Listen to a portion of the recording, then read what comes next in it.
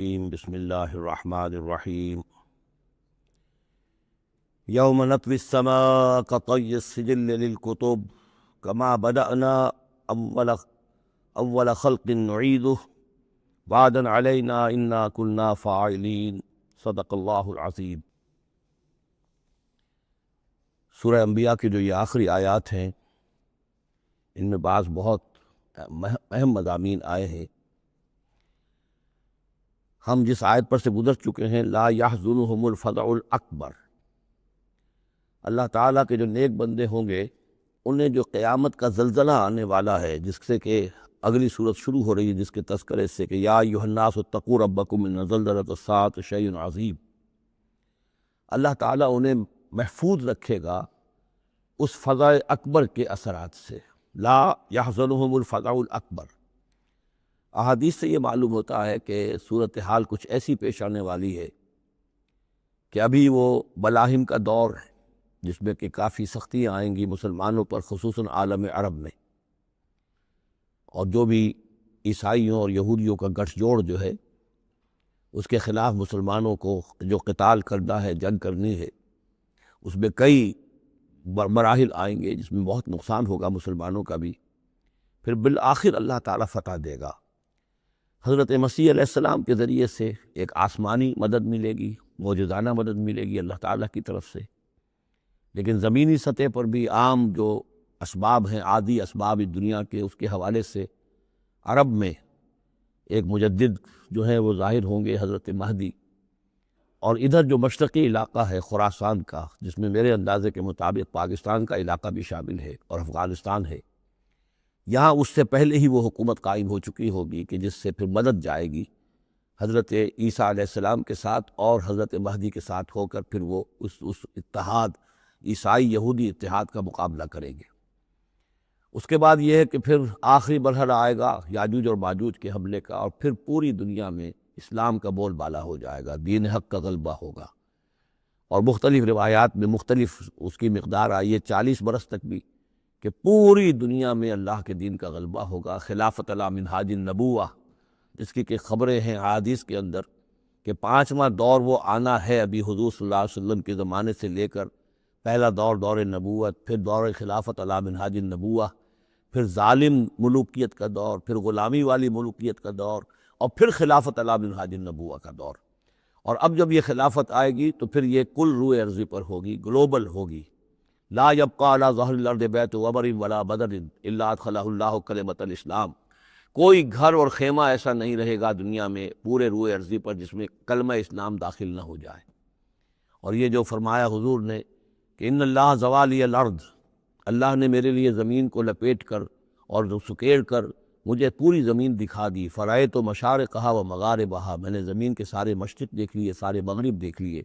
وَإِنَّ أُمَّتِي سَيَبْلُغُ مُلْكُهَا مَا زُوِّيَ لِي مِنْهَا، میری امت کی حکومت ان تمام علاقوں پر قائم ہو کر رہے گی جو مجھے زمین کو سکیڑ کر دکھا دیے گئے۔ تو یہ ایک دور آنا ہے، اس میں کسی شک و شبے کی گنجائش نہیں ہے۔ اگرچہ میں یہ نہیں کہہ سکتا کہ ابھی اس میں کتنی تاخیر ہے، یہ مختلف مراحل کب شروع ہوں گے، ٹائم ٹیبل نہیں دے سکتے، لیکن یہ کہ تقریباً یوں سمجھیے کہ قرآن مجید کے بین السطور سے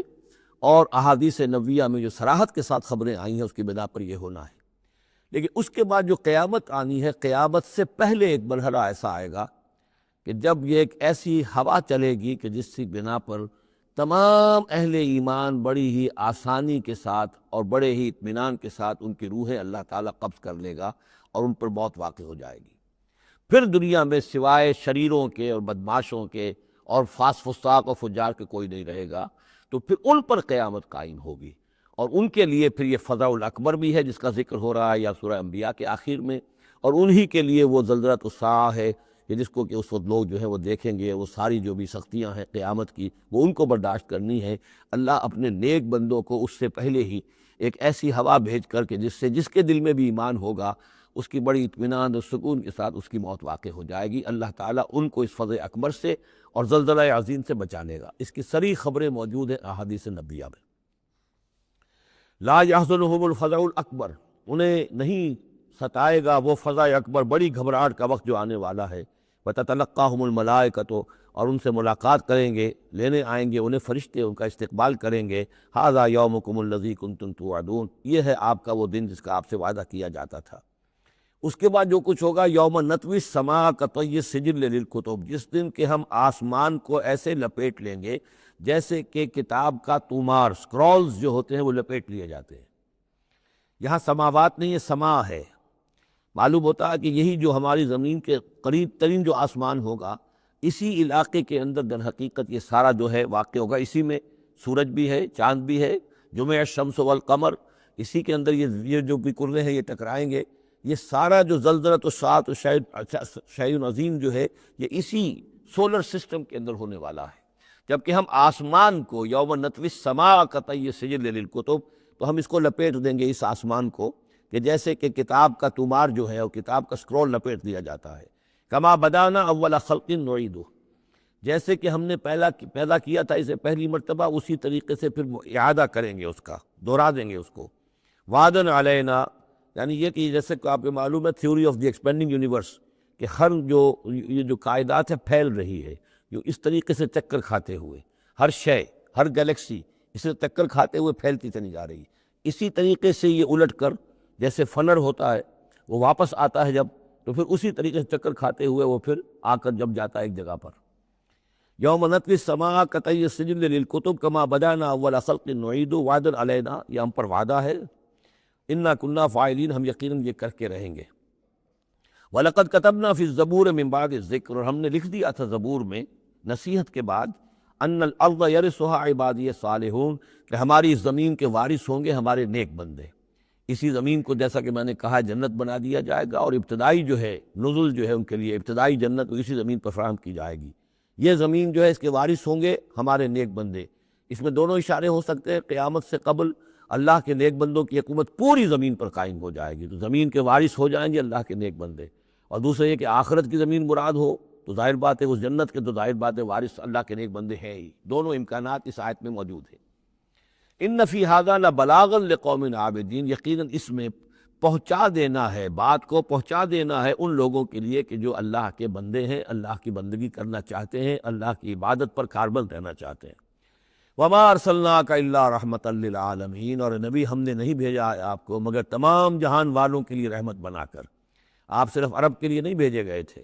اگر عرب کے لیے بھیجے گئے ہوتے تو آپ کا جو مقصد بعثت تھا وہ مکمل ہو گیا، وہ تو جزیرہ نما عرب میں دین کا بول بالا ہو گیا۔ هو الذی ارسل رسولہ بالہدی ودین الحق لیظہرہ علی الدین کلہ، تو وہ تو ہو گیا، جزیرہ نما عرب کے اندر اللہ کا دین جو ہے اس کا بول بالا ہو گیا تھا۔ آپ بھیجے گئے تمام جہان والوں کے لیے، لہٰذا آپ کے بعثت کا مقصد اسی وقت مکمل ہوگا جب کل روئے ارضی پر آپ کا لایا ہوا دین غالب ہو جائے، تب جا کر، جس کو اقبال نے کہا ہے کہ وقت فرصت ہے کہاں، کام ابھی باقی ہے، نور توحید کا اتمام ابھی باقی ہے۔ تو وہ اتمام جو ہے ایک اعتبار سے تو ہو گیا تھا، جزیرہ نما عرب کی حد تک اتمام ہو گیا، لیکن یہ کہ دنیا جو ہے ابھی تو بہت بڑی تھی، نوع انسانی جو ہے بڑی جو ہے اس تک ابھی دین کو پھیلانا تھا، پہنچانا تھا۔ دور خلافت راشدہ میں وہ سلسلہ شروع ہوا ہی تھا، لیکن اس کے بعد ایک سازش کے نتیجے میں عبداللہ ابن سبا نے جو سازش کی یہودی نے، اور مسلمانوں کو آپس میں لڑا دیا، ایک فتنۃ کبریٰ پیدا ہوا، جس کے نتیجے میں حضرت عثمان شہید کیے گئے، اور پھر باہمی خانہ جنگی ہوئی، 1,00,000 مسلمان ایک دوسرے کی تلواروں اور نیزوں سے ختم ہو گئے، تو وہ پروسیس وہیں رک گیا۔ اس کے بعد سے تو ہم اس کے واپس آئے ہیں، وہ دین کا جو غلبہ تھا، وہ دین سے ہم پیچھے ہٹے ہیں، پسپائی ہوئی ہے۔ لیکن یہ کہ دنیا ختم نہیں ہو سکتی جب تک کہ محمد رسول اللہ صلی اللہ علیہ وسلم کا مقصد بعثت بتمام و کمال پورا نہ ہو۔ اور مقصد بعثت آپ کا ہے اظہار دین الحق،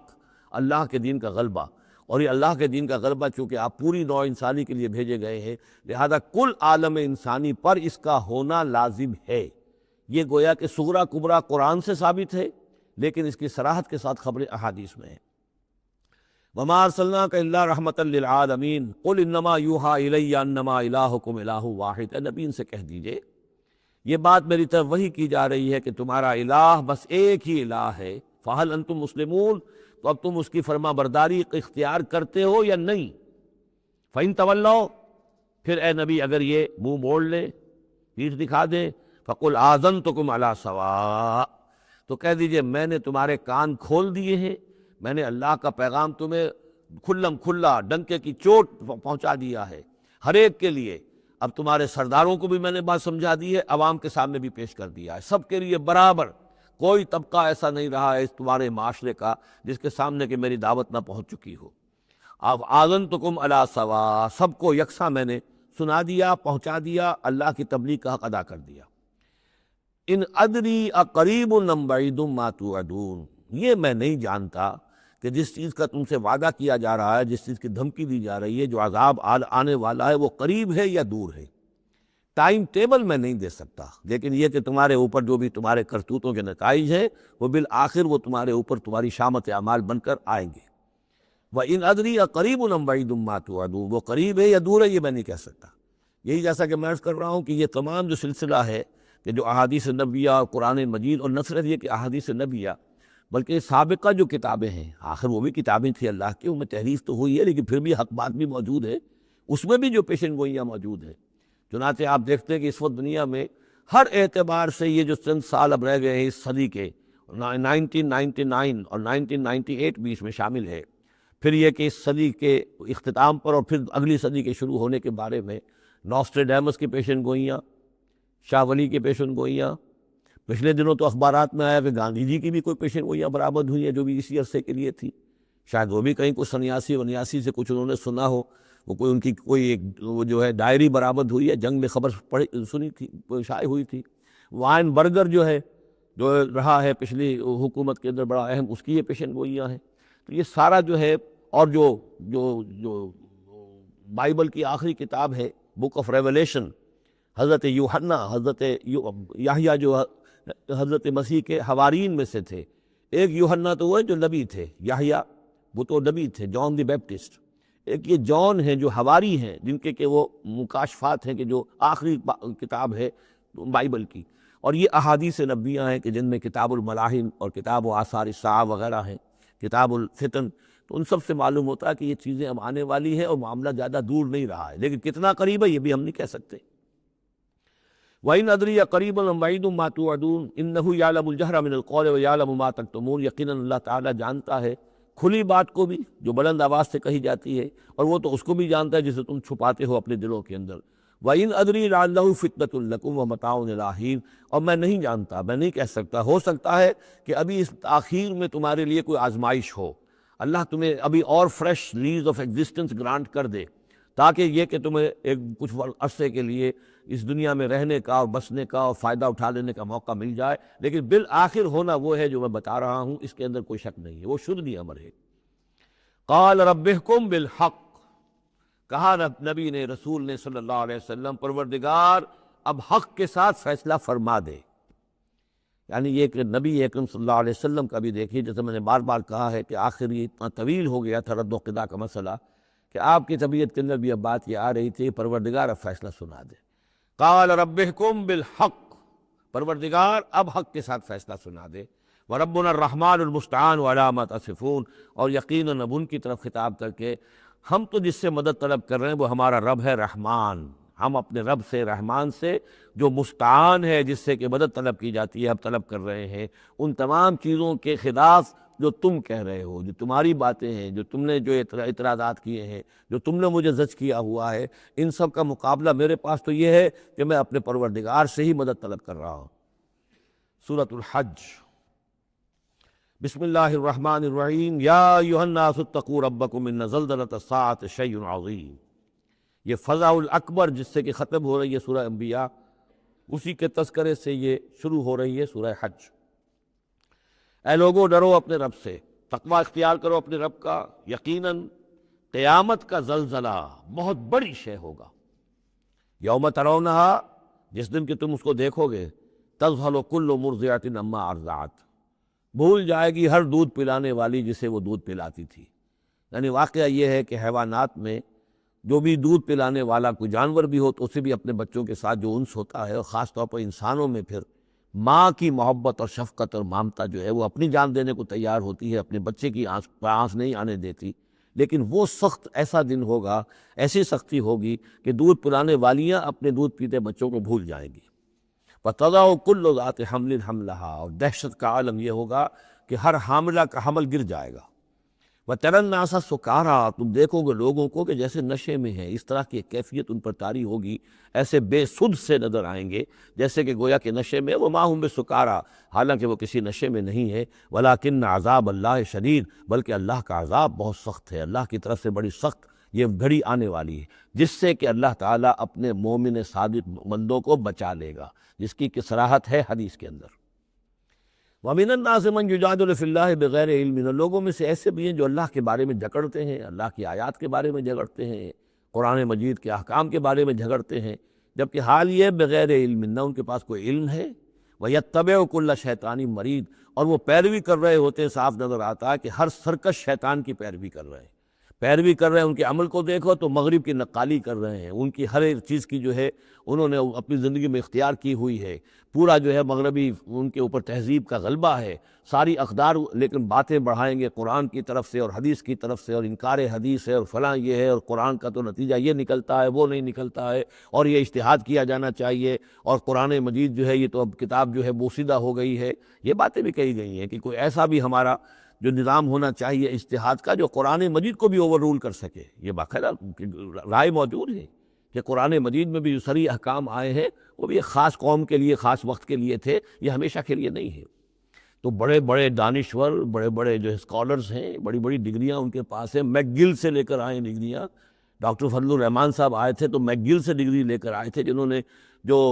وحی کے بارے میں کہا تھا کہ یہ حضور کا بھی کلام کہا جا سکتا ہے، اس کو اللہ کا بھی کلام کہا جا سکتا ہے، باقی فرشتے کی کوئی حیثیت نہیں ہے، یہ ساری باتیں ڈاکٹر فضل الرحمان کہنے والے تھے۔ میک گل سے انہوں نے یہودیوں سے آ کر ڈگریاں حاصل کی تھی انہوں نے، اور انہوں نے جو بھی بہت سے اور دانشور بہت سے موجود ہیں اس وقت دنیا میں کہ جو ویسے سمجھے جاتے ہیں کہ بہت وہ اسلامی اسکالرز ہیں، ٹاپ کے اسکالرز ہیں، وائٹ ہاؤس میں بھی انہیں طلب کیا جاتا ہے۔ یہ جو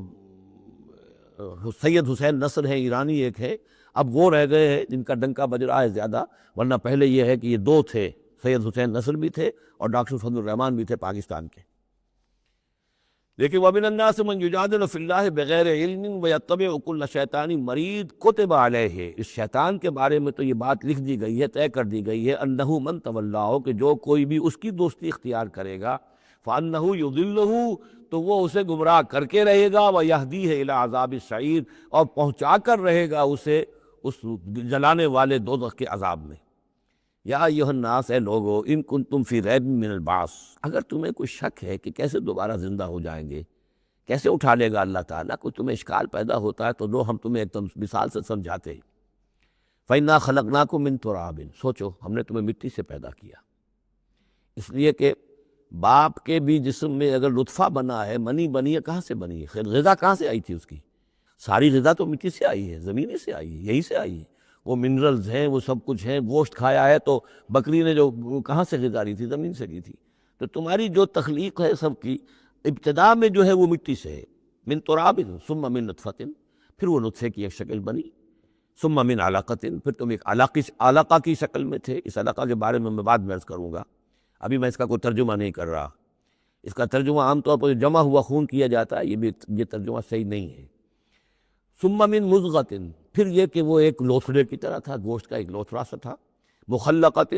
غیر مخلقۃ، پہلے اس پر کوئی نشانات تھے ہی نہیں، پھر اس لوتھڑے کے اوپر نشانات آنے شروع ہوئے، معلوم ہوا کہ یہاں سے یہ بازو نکلیں گے، یہاں سے یہ ٹانگیں نکلیں گی، اسی کے اندر جو ہے یہ آثار شروع ہو گئے۔ لنبین لکم، تاکہ ہم تمہیں کھول کھول کر بیان کر دیں۔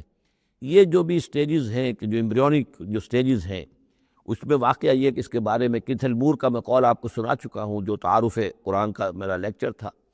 کہ ان چیزوں کے بارے میں حیران اور ششدر ہیں جو اس وقت ایمبریولوجی کے سب سے بڑے ماہر ہیں، جن کی ٹیکسٹ بکس دنیا کے اندر سب سے زیادہ مستند مانی جاتی ہے، کہ ہم حیران ہیں کہ یہ ساری چیزیں قرآن مجید نے کیسے کہی ہیں، اور یہ بالکل ایگزیکٹ جو ہے تعبیر ہے ان سٹیجز کی کہ جو رحم مادر میں انسانی جنین جن سٹیجز سے گزرتا ہے اس کی اس سے زیادہ صحیح تعبیر ہو نہیں سکتی۔ وَنُقِرُّ فِي الْأَرْحَامِ مَا نَشَاءُ، یہی مضمون چونکہ دوبارہ پھر آئے گا سورہ مومنون کے پہلے رکوع میں، تو میں وہاں اس کے بارے میں تفصیل سے عرض کروں گا۔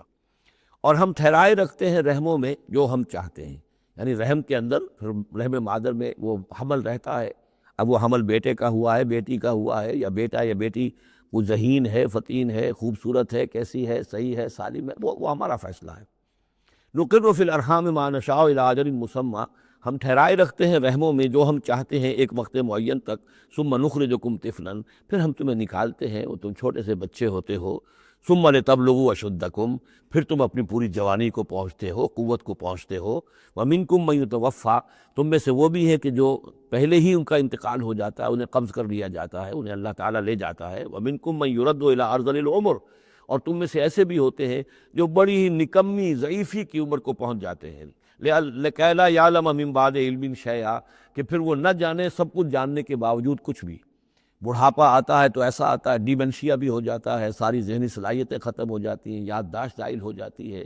پھر بچپن کی عادتیں عود کر آتی ہیں، لکیٰ لا یعلم من بعد علم شیئا، پھر یہ صورت بھی ہو جاتی ہے۔ یہ ارذل العمر ہے جس سے کہ حضور صلی اللہ علیہ وسلم نے اللہ کی پناہ مانگی ہے کہ اللہ اس سے پہلے اٹھا لے، اس سے پہلے کہ انسان اس کیفیت میں آ جائے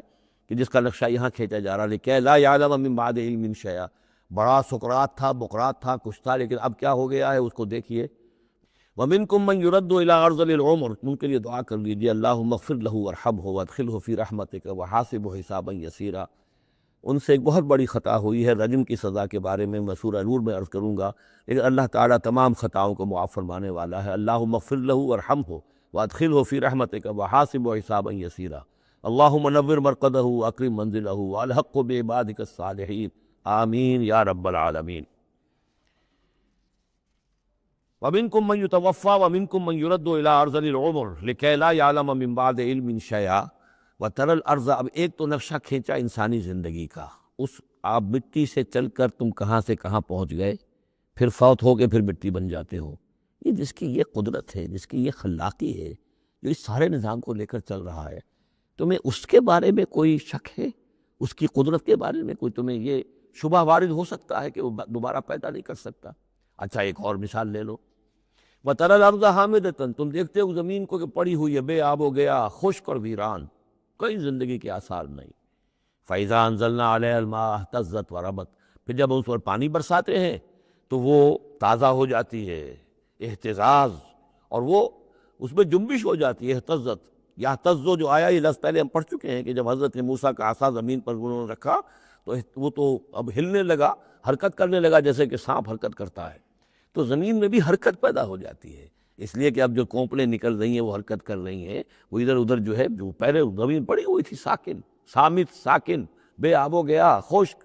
لیکن اس کے بعد اہتزت، اس کے اندر ایک حرکت پیدا ہوتی ہے، وہ ربت، وہ ابھرتی ہے، گویا کہ جیسے وہ گھاس یا سبزہ اوپر اٹھ رہا ہے، اور جیسے کہ فصل گویا کہ زمین اٹھ رہی ہے، وہ اٹھتی ہے، ابھرتی ہے، وَأَنبَتَتْ مِن كُلِّ زَوْجٍ بَهِيجٍ، اور ہر طرح کی قسم قسم کی تر و تازہ چیزیں جو ہے وہ اگا دیتی ہے زمین۔ تو ذرا سوچو، زمین مردہ تھی، اللہ نے زندہ کر دیا۔ تمہارا اپنا معاملہ یہ ہے کہ مٹی سے لے کر اور تمہارے ایک انسان پورے بننے تک، یہ پھر کیسے شک کرتے ہو؟ تمہیں اللہ تعالیٰ کی قدرت میں بھی کوئی شک نہیں ہونا چاہیے۔ یہ تمہاری زندگی کا سائیکل چل رہا ہے، اور یہ نباتاتی سائیکل چل رہا ہے ساتھ کے ساتھ، یہ چند مہینے کا ہوتا ہے، یہ تمہارا جو ہے یہ 60 70 80 برس کا ہے، اس کے علاوہ تو کوئی فرق نہیں۔ ذالک بان اللہ هو الحق، یہ اس لیے ہے کہ اللہ تعالیٰ الحق ہے، اس کے حق ہونے میں، برحق ہونے میں کسی شک و شبے کی گنجائش نہیں۔ وَأَنَّهُ يُحْيِي الْمَوْتَىٰ، اور یہ کہ وہ مردہ کو زندہ کرتا ہے، مردہ کو زندہ کرے گا۔ زمین تمہارے سامنے مردہ پڑی ہوتی ہے اور زندہ ہو جاتی ہے۔ وَأَنَّهُ عَلَىٰ كُلِّ شَيْءٍ قَدِيرٌ، اور یہ کہ وہ تو ہر چیز پر قادر ہے۔ وَأَنَّ السَّاعَةَ آتِيَةٌ، اور یہ کہ قیامت آ کر رہنی ہے، لا ریب فیہا، اس میں کسی شک و شبے کی گنجائش نہیں۔ وَأَنَّ اللَّهَ يَبْعَثُ مَن فِي الْقُبُورِ، اور یقیناً اللہ تعالیٰ اٹھائے گا ان کو جو قبروں کے اندر ہے، بعث بعد الموت ہو کر رہے گا۔ وَمِنَ النَّاسِ مَن يُجَادِلُ فِي اللَّهِ بِغَيْرِ عِلْمٍ وَلَا هُدًى وَلَا كِتَابٍ مُنِيرٍ، اور لوگوں میں سے کچھ ایسے بھی ہیں جو اللہ کے بارے میں، اللہ کی باتوں کے بارے میں، اللہ کی صفات کے بارے میں، ذات خداوندی کے بارے میں جھگڑتے ہیں، بحثیں کرتے ہیں، نزاع کرتے ہیں، نہ ان کے پاس علم ہے، بغیر علم ولا ہدن، نہ کوئی ہدایت ہے، ولا کتاب منیر، نہ کوئی روشن کتاب ہے جس سے وہ رہنمائی لے رہے ہو۔ ثانی عطفی، وہ اپنی گردن کروٹ اپنی موڑ کر چل دیتا ہے، آیات سنتا ہے، اللہ کی کلام کو سنتا ہے، پھر ذرا وہ اپنی کمر کو موڑتا ہے، بل دیتا ہے، چل دیتا ہے، لیضل عن سبیل اللہ، تاکہ گمراہ کرے لوگوں کو اللہ کے راستے سے۔ لہ فی الدنیا خزی، اس کے لیے دنیا کی زندگی میں بھی رسوائی ہے، وَنُذِيقُهُ يَوْمَ الْقِيَامَةِ عَذَابَ الْحَرِيقِ، اور قیامت کے دن ہم اسے جلانے والے عذاب کا مزہ چکھائیں گے۔ ذَلِكَ بِمَا قَدَّمَتْ يَدَاكَ، اور یہ سب کچھ ہے تیرے اپنے دونوں ہاتھوں کے کرتوتوں کی وجہ سے، جو بھیجا ہے تیرے دونوں ہاتھوں نے، بما قدمت یداک وان اللہ لیس بظلام للعبید، اور یقیناً اللہ تعالیٰ تو اپنے بندوں پر ظلم کرنے والا نہیں ہے۔ وَمِنَ النَّاسِ مَن يَعْبُدُ اللَّهَ عَلَىٰ حَرْفٍ فَإِنْ أَصَابَهُ خَيْرٌ اطْمَأَنَّ بِهِ وَإِنْ أَصَابَتْهُ فِتْنَةٌ انقلب عَلَىٰ وَجْهِهِ خَسِرَ الدُّنْيَا وَالْآخِرَةَ ذَلِكَ هُوَ الْخُسْرَانُ الْمُبِينُ۔ لوگوں میں سے کچھ ایسے بھی ہیں جو اللہ تعالیٰ کی بندگی کرتے ہیں کنارے کنارے، بچ بچ کر۔ یہ وہ روگ جس کو کہا گیا فی قلوبہم مرض، جن کے دلوں میں روگ ہوتا ہے۔ ایک وہ لوگ ہوتے ہیں کہ حق کو قبول کیا، پھر ہر چہ بعد آباد منجدھار میں پھر وہ چھلانگ لگاتے ہیں۔ ہر چہ بعد آباد ماں کشتی درا بندافتے، ہم نے حق کو قبول کیا، اس کشتی کو ہم نے پانی میں ڈال دیا ہے، اب یہ کشتی تیرے گی تو ہم تیریں گے، یہ ڈوبتی ہے تو ہم ڈوبنے کے لیے تیار ہیں۔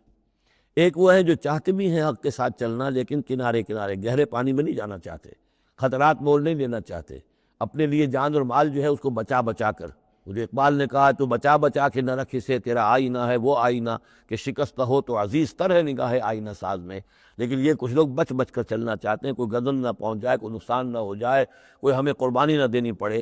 وَمِنَ النَّاسِ مَن يَعْبُدُ اللَّهَ عَلَىٰ حَرْفٍ، کنارے ساتھ۔ فَإِنْ أَصَابَهُ خَيْرٌ اطْمَأَنَّ بِهِ، اگر خیر آئے تو مطمئن رہیں گے۔ وَإِنْ أَصَابَتْهُ الْفِتْنَةُ انقلب عَلَىٰ وَجْهِهِ، اور اگر کوئی فتنہ آ گیا، آزمائش آ گئی، کوئی قربانی کا وقت آ گیا، پکار آ گئی، نکلو اللہ کی راہ میں اور لاؤ اللہ کی راہ میں، تو وہ اپنے چہروں کے بل اوندھے گر جاتے ہیں۔ خسرت دنیا والآخرہ، یہ خسارہ ہے، یہ گھاٹا ہے، یہ نقصان ہے دنیا اور آخرت دونوں کا۔ ذالک هو الخسران المبین، اور یہ بہت ہی نمایاں اور واضح تباہی ہے۔ ایک میں بات عرض کرنی رہ گئی ہے کہ سورہ حج کے بارے میں بعض جگہ آپ نے دیکھا ہوگا لکھا ہوا کہ یہ اس کو مدنی بھی مانا گیا ہے، لیکن یہ واقعہ ہے کہ اس سورہ مبارکہ کے اندر بعض آیات ایسی ہیں کہ جو یا تو مدنی ہیں، اور بعض آیات کے بارے میں مجھے پھر وہ ایک قول مل گیا تھا حبر الامہ حضرت عبداللہ ابن عباس رضی اللہ تعالی عنہما کا، وہ میں بعد میں انشاءاللہ وہ کل ہم پڑھیں گے۔ وہ آیات نازل ہوئی ہیں اثناء سفر ہجرت میں۔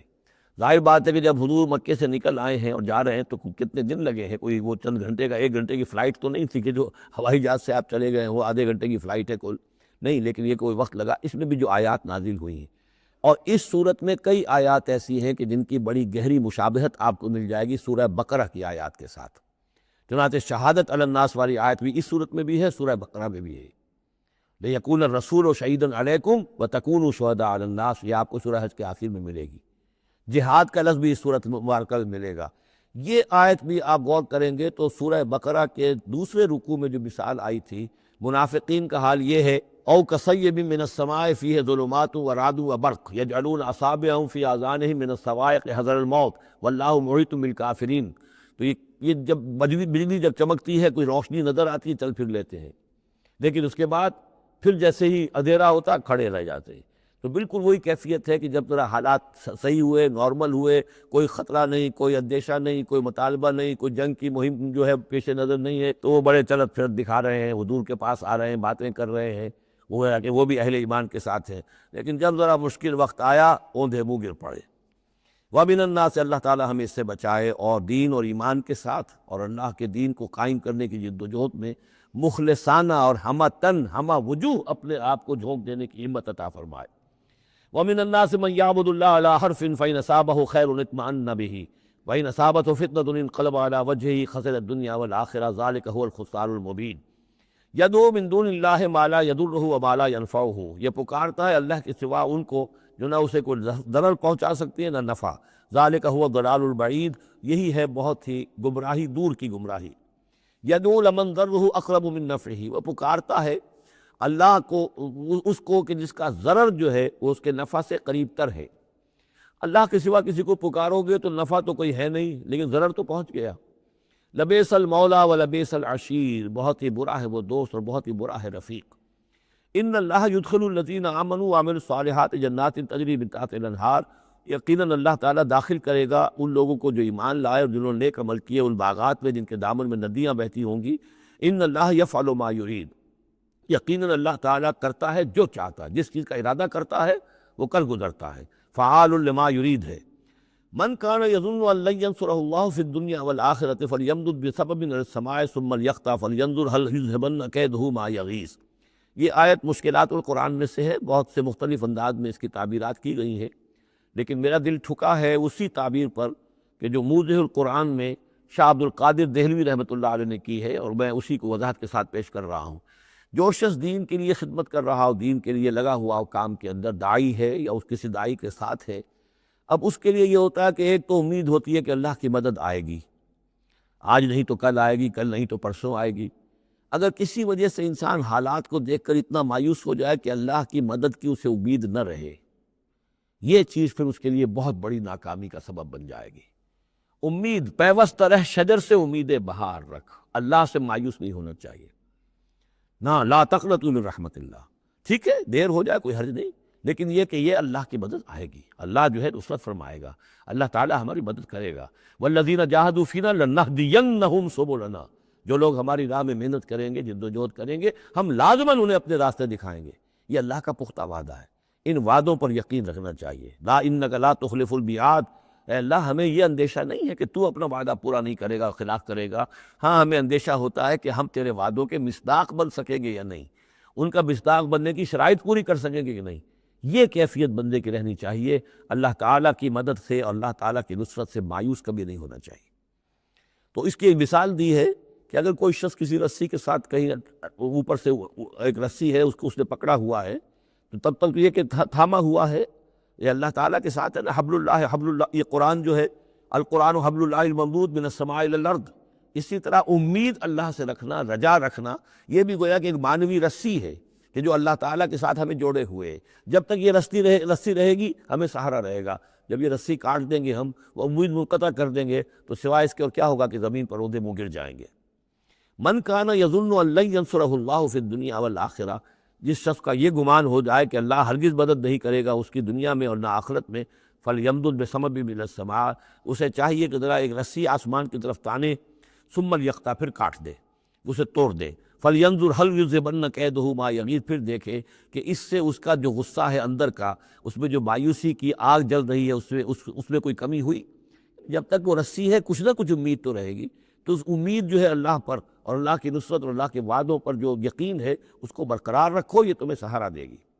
وَكَذَلِكَ أَنزَلْنَاهُ آيَاتٍ بَيِّنَاتٍ، اسی طرح ہم نے اتارا ہے اس قرآن کو روشن اور کھلی باتوں کی شکل میں۔ وَأَنَّ اللَّهَ يَهْدِي مَن يُرِيدُ، اور اللہ تعالیٰ ہدایت دیتا ہے جس کو چاہتا ہے، یا اللہ تعالیٰ ہدایت دیتا ہے جو چاہتا ہے کہ اس کو ہدایت ملے۔